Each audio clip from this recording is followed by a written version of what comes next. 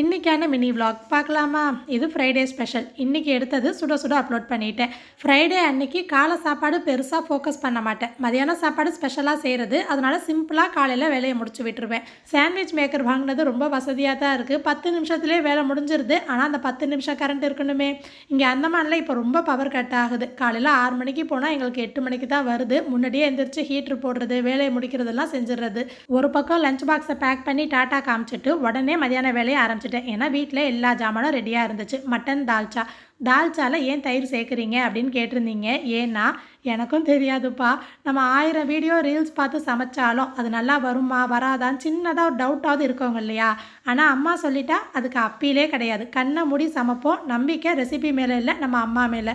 நம்ம வீட்டில் வழக்கமாக சமைக்கிறது பாரம்பரியமான சாப்பாடெலாம் எங்கள் புவாட்டேருந்து கற்றுக்கிட்டது தான். அவங்க என்ன செய்வாங்களோ அதை தான் நானும் செய்கிறேன். தால்ச்சாக்கு 5 புளிப்பு சேர்க்கணும்னு சொல்லுவாங்க. தக்காளி, தயிர், மாங்காய், புளி, எலுமிச்சப்பழ சாறு. எல்லா புளிப்பும் ஒரே மாதிரி கிடையாது. ஒரு புளிப்புக்கும் ஒரு கேரக்டர் இருக்குது. என்னோட அறிவுக்கு தெரிஞ்ச வரைக்கும் ஒருவேளை தயிர் சேர்க்கறதுனால வாழைக்காய், கத்திரிக்காய் கலர் மாறாமல் தால்ச்சாவோட கலரை மாற்றிக்காமல் இருக்கும் அப்படின்னு நினைக்கிறேன். மேபி டேஸ்ட்டுக்காக கூட இருக்கலாம். சமையல் பொறுத்த வரைக்கும் எல்லாரும் ஒரே மாதிரி இல்லை. ஊருக்கும் சரி, ஒவ்வொருத்தவங்களுக்கும் ஒரு ஸ்டைல் இருக்கும் இல்லையா? நமக்கு வேணும்னா எடுத்துக்கலாம், வேணான்னா ஸ்கிப் பண்ணிடலாம். ரொம்ப சிம்பிள், அவ்வளோதான். இது மாதிரி நீங்கள் கேட்கும்போது எனக்கு ஒரு விஷயம் ஞாபகம் வருது. நான் கல்யாணம் பண்ண புதுசில் மாமியார் வீட்டில் சமைக்கும் போது நான்வெஜ்லாம் நல்லா செஞ்சுருவேன். வெஜ்ஜில் தான் மாட்டிப்பேன்.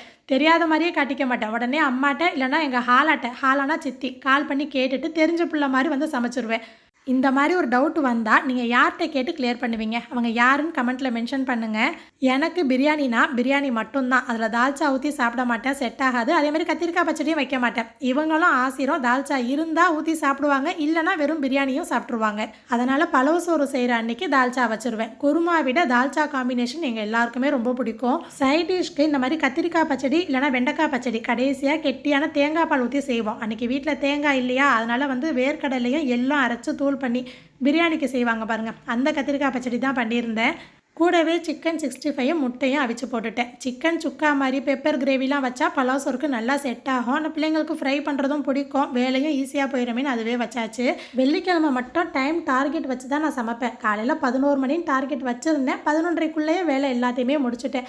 பலவு சோறுமே 24 கேரட் ரைஸில் தான் நாங்கள் எப்போதுமே செய்வோம். நல்லா சூப்பராக உதிரியாக வந்துருந்துச்சு. பலவு சோறு, தால்ச்சா எல்லாமே நான் தனித்தனியாக ஷார்ட்ஸில் ஷேர் பண்ணியிருக்கேன். பலவு சோறுக்கு தால்ச்சா இந்த காம்பினேஷன் செம்ம சூப்பராக இருக்கும். அன்றைக்கி ஸ்வீட் மட்டும் மிஸ் ஆயிடுச்சே நினச்சேன். ஃப்ரெண்டு வீட்லேருந்து ஹல்வா வந்துச்சா, அதையே வச்சு சாப்பிட்டாச்சு. அப்புறம் மறந்துடாதீங்க, அங்கே நம்ம வீட்டில் இன்றைக்கி என்ன சாப்பாடுன்னு கண்டிப்பாக கமெண்ட்டில் எங்கள் கூட ஷேர் பண்ணுங்கள். இந்த ஷார்ட்ஸ் பார்த்தவங்களுக்கு தேங்க்யூ.